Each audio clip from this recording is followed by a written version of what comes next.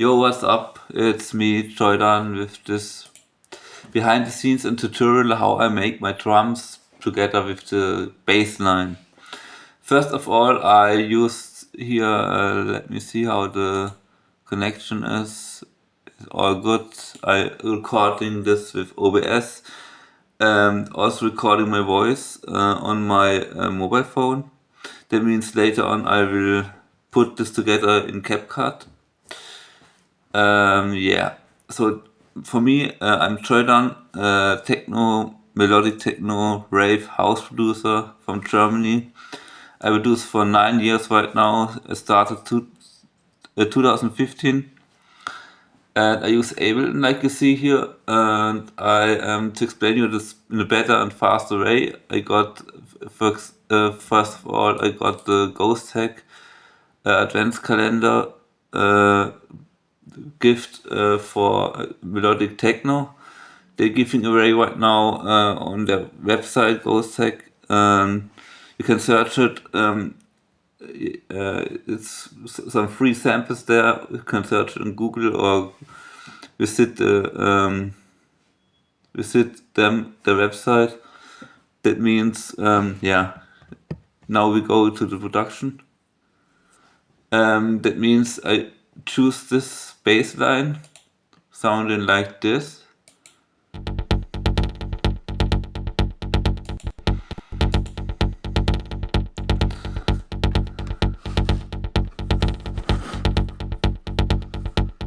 Yeah, and I made here in the drum selection, I go to the beats, to the preserve. I made it, maybe I can do this one. Let me listen to the difference. No, that's not good. We need.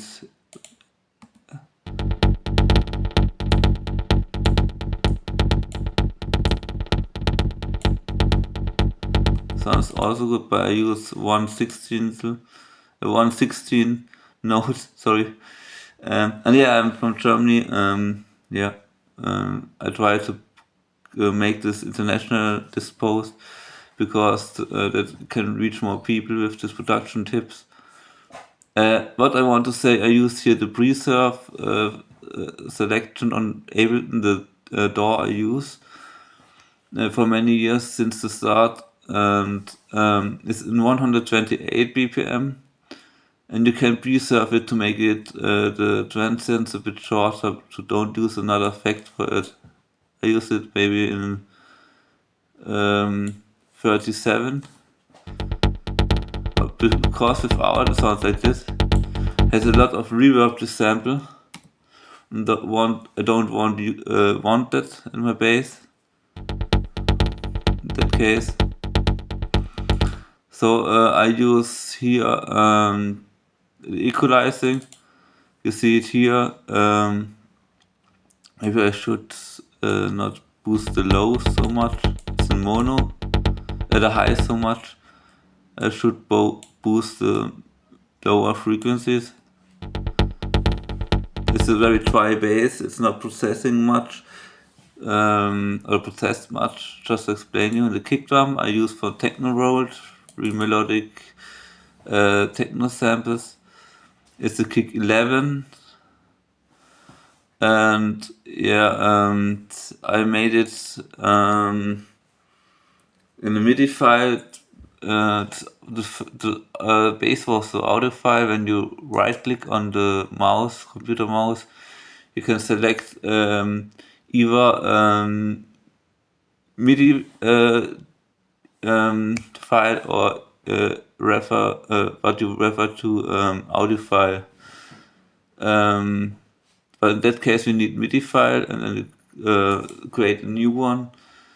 And if you double click to the samples, it's converting you the audio to MIDI, the Ableton DAW, and then you can put equalizing to it too. But first of all, I shorted up the kick because it was very fast in this release, because you can make here the waveform also a bit faster, not faster, a bit shorter or longer in the delay, release or something. Or you can also make the attack a bit by fade in, by fade out is the way it's playing. When you leave it out, I show you the difference. If you left it so, and then I use this. I have this kick drum because it's very short, maybe it's too short. Let me see. Yeah, let me see.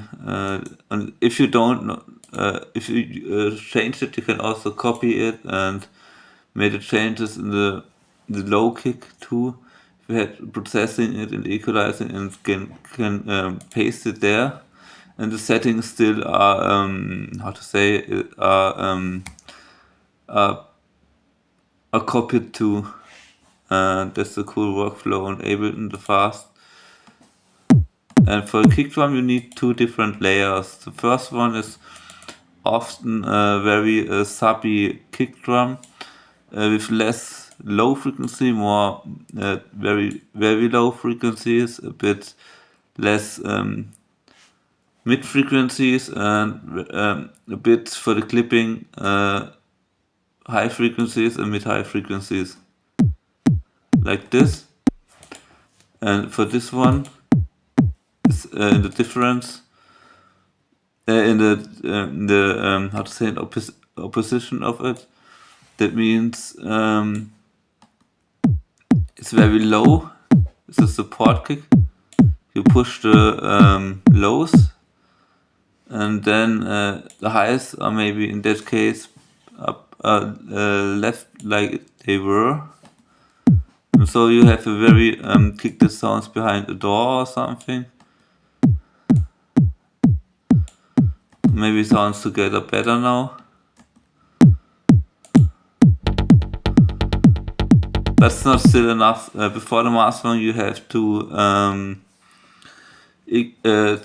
add effects, and that's what I want to explain you. The another effect that called beside the equalizing, you can search it on the top of Ableton.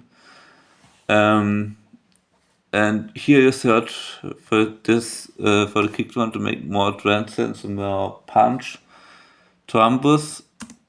It's like you see, I type it too because it's on the drive in color, and I just often can't remember which section the which sample which effect is, because there are so many effects I show you right now.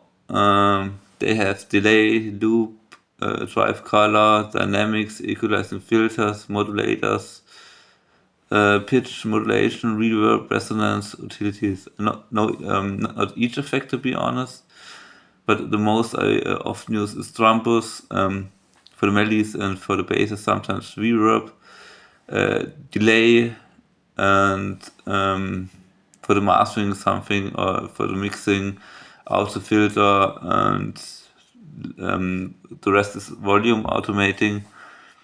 So sometimes you don't have to use that much. I use sometimes pitch corrections or pitch bend, but there's other topics. We need a trumpus for the kick drum. And a cool trick here is also to group the tracks.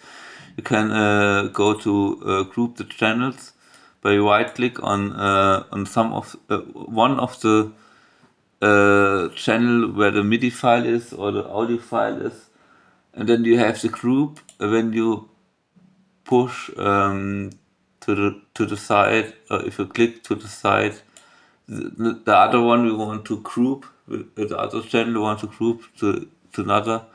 You have just to click and drop it there in this group.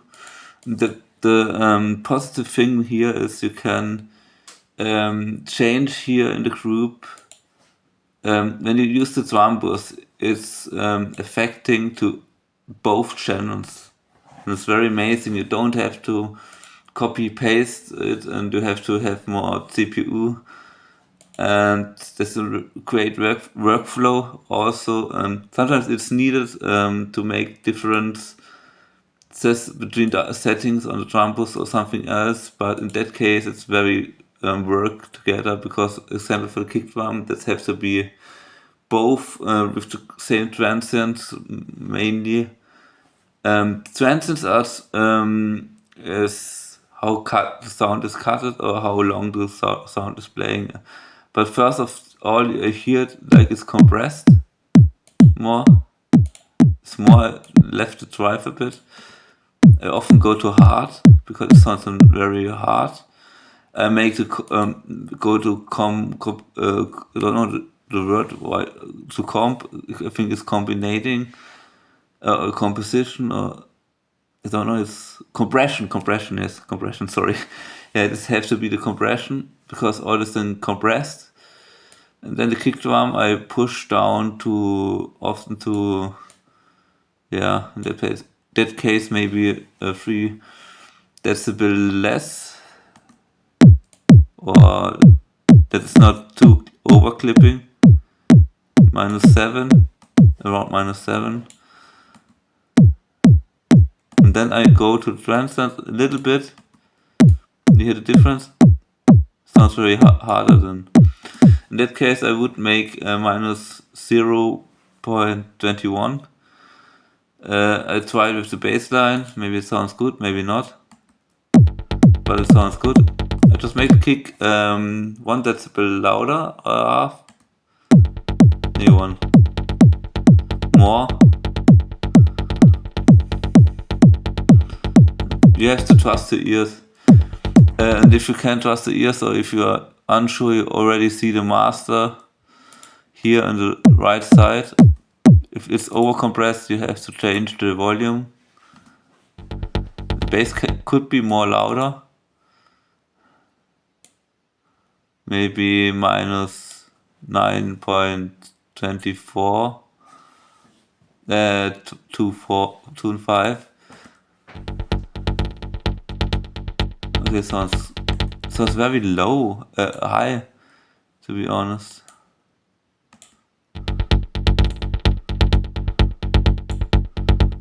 This sounds better because you can always change it. So that would be sound better. And then you have just a cool bass equalizing and a kick drum that's very clear at that point. And next I want to explain is the mostly the volume and the things you can do with the hi-hat, because I recognize on a few records that I love, or on cool records, that the hi-hats are still sometimes, for me, for my personal taste, less in volume or not clearly enough. And it can be made with this tutorial better, I guess, or it can help some people who are struggling with it. They're so cool explaining how to make this the hi-hats better. I used the silver hat in that case on Ableton. It's a nice 909 hi-hat. Oh, the silver hat, maybe it's another. I just remember the silver. I often use it for melodic techno. The hi-hats, silver, hi-hats closed is the one, and open. Let me listen to the sound. I can use the hi-hats open, and there are cool tricks you can do, what I want to show you. Next up, I go to MIDI. Like I explained before, I coloring tool to the color I use for each instrument. It's a good way to do that, because you can remember just in the color when you make it more in each project. You can remember, yellow is my bass, black is my kick drum. That's the way I do. But for some people, it helps also to rename them. I make both when I have all sounds. I rename them yellow bass, black kick, hi-hats, Turkish, Turkish. I think it's in the it's in the English. I'm from Germany. I want to say if you have each color for each instrument and each time in your project the same color, that means that you can remember them easier when you go to the Ableton to the arrangement thing. You don't have to search right now or listen to channels. Where is this instrument? Where is this instrument? And so on. It helps you so much. Okay, but now we use this silver open hi-hats open silver, and of course if you go to one shot here again and add here the hi-hats, I often use it between each bar, half bar, and the right key. It was G. Oh, the kick drum is not correct. It was sorry, the kick drum had to be in G. Maybe that's why it sounded a bit different. Now it sounds better. Yeah, and also the same. The bass have to be the same. Other kick drum and the hi hats, the clap have to be the same key often. Like the bass, because it's then complementing together better. And sometimes I think it's used other way, but the mostly producers and all this rule in the music production theory rule, the music production theory, because it sounds more better if the kick drum is on a higher note, on a darker note. It sounds very weak. Weird, not weak, weird. That's a good tip also to check this. And yeah, the hi-hat is still one bar. Sometimes you can change it a bit to use this other sections, but I recommend you to have it on each half note, because you can do this on the settings, these changings later on, or directly on the sampling. The samples itself, like by the kick drum, or like other instruments too, with the sound designs. So if you have this silver hat, it's way too long for this kind of music. You have to short it up to one third, or one third, I think, and one third is very hard to translation. To one third of a note, or 1/4 to a note. It's between that. Then you have to fade out a bit, my opinion, and if you have this kind of bass and kick, because there's some reason to do that. I play the differences. If you have the long release, it sounds like this. It sounds very washy, and you have to first of all find out where is the spotlight of the fade out by hearing the other rest. I think this is the spotlight, and I shut it up not too much. You see here the curve. One is not playing, one is fade in and fade out. Make it to a 1/3 2, or the 1/3. I don't know how to explain it. 1/3 makes more sense for me. Maybe like this sounds good. And you also can transpose it, because the height sometimes it's a bit darker. And also another note, we have to find it out.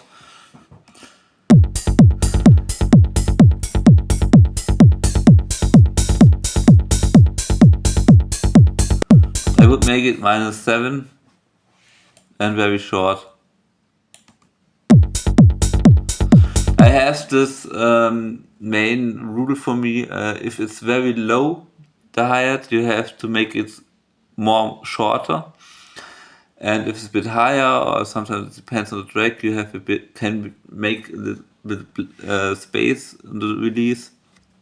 But this is also near up to the middle of the hi-hat. And it sounds much better with this fade out. More catchy. And here's the extra of this behind the scenes in this tutorial. This is not only enough for a hi-hat or for a groove.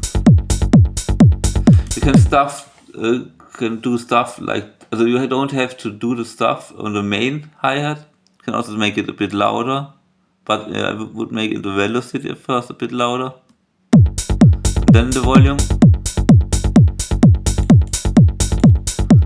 Yeah, it's very hard also for me to find out when the hi-hat is too low, too less in volume or too much, because the hi-hat is one of the most loudest elements in the track, and then they have to be very clean. It have to not to have first of all not to crush the ears. I mean that it's too high in the frequencies, and also not too low that it's going under. And most hi-hats do that job, and that's cool. But in that case, I would equalizing it too, because it has a lot of low frequency that are playing here together with the rest of the sound. Yeah, I just cut left the left the hi-hat in stereo because it's very high, not that low frequencies like bass or kick. And I cut all the frequencies to a bit at the beginning of 80 bars, because kick and bass is they're playing, and I cut the half of it by 120 or 130 frequency. Okay, it's more, it's 200 hertz. And I put all the till the low frequencies. Cut all the low frequencies and don't push it till the middle of everything, and then I push up to the middle highs and the highs. I cut the highs with this section here. I make it in that case maybe like this. Or I cut it more because the low frequency doesn't sound good.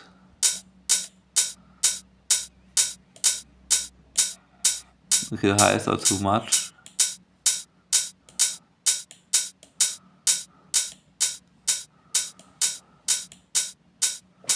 Maybe that sounds better. You hear the difference soon. Here without equalizing. Within. For later, what I want to explain you is a good way to do that. First of all, you want to decide if you leave that minimal hi-hats with no much movement. Are you doubling it? That means you're layering it. That means you have to duplicate the hi-hat. And here the cool thing is you can add some effects, for example delay. That means the delay just make it more movable in the rhythm. If you know what I want to explain with you, that you will know it if I just drop the instrument and pull it, track it to the instrument I want to use, but not double. Cut. Then I have first of all the sound it would playing now. It's too much. I don't need that much. I make ping pong delay and jump. I have less dry and wet, maybe 32%. Feedback is, I guess, 18. And for example, maybe I should left the ping pong delay array, make it more higher in the delay.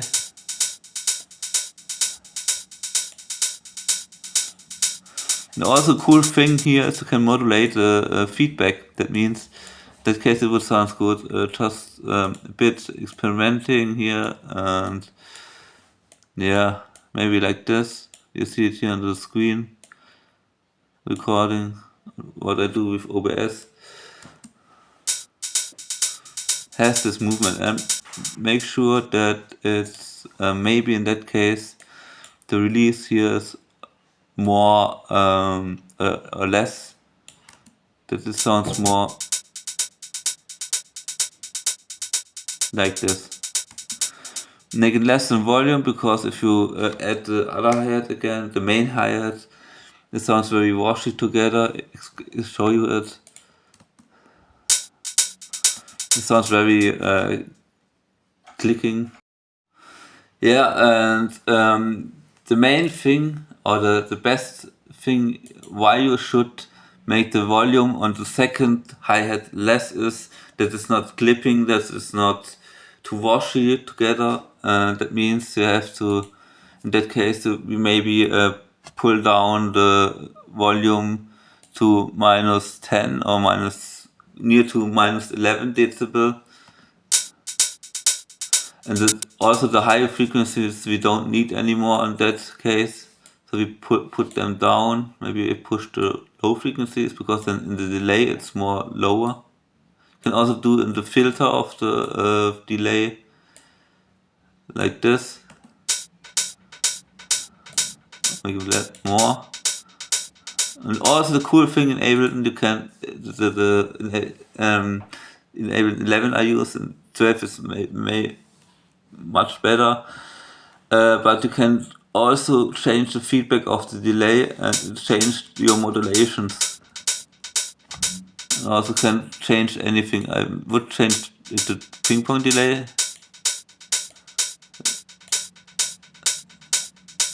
And also you can change the synchronizing of it. Also how it's delayed.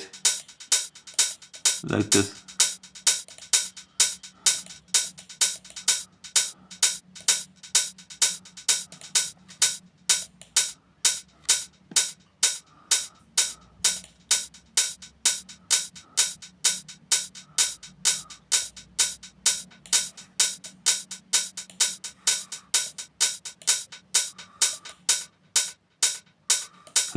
You're just experimenting with it.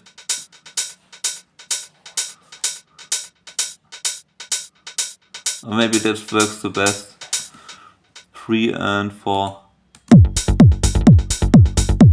And now I play you with differences.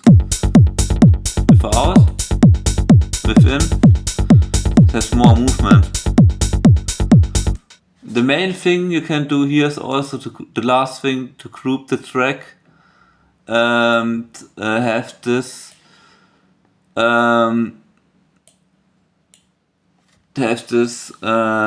you group this. That means you have to you can also use here the trumpets, search it on the searching bar on Ableton, like I explained. Above any effect, above everything, under the BPM, and go to trumpets. And you can, after grouping the tracks, trumpets it here too. That means the cool thing here is you can make it more aggressive. And how to do that? Make the damp full of frequency, make the drive very low, make the crunch very high, make it too hard, compress it,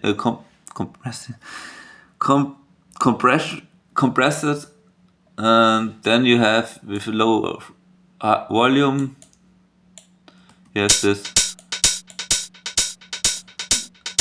with some transitions. And if you left the decay on the deep sound, you have this one.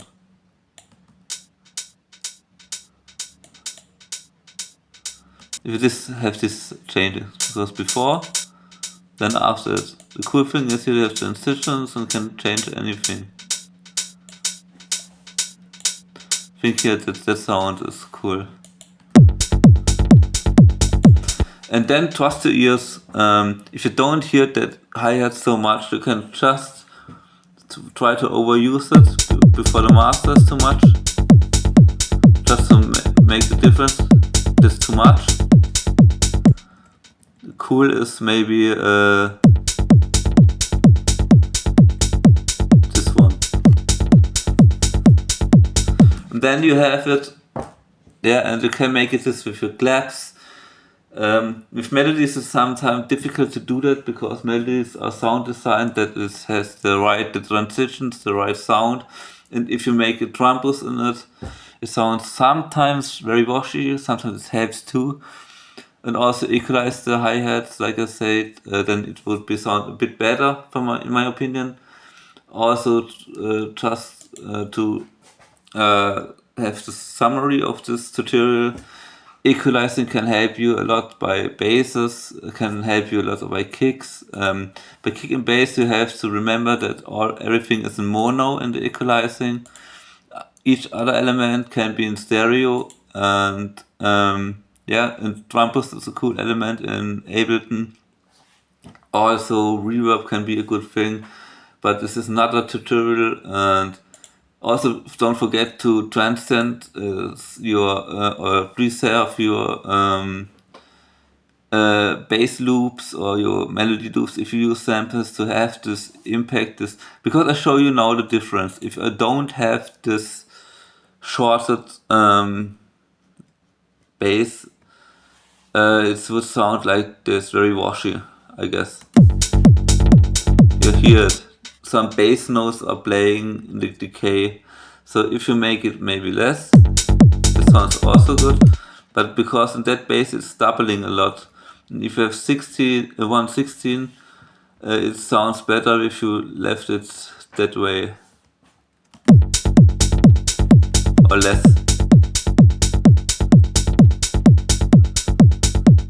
Or more. Like you want it.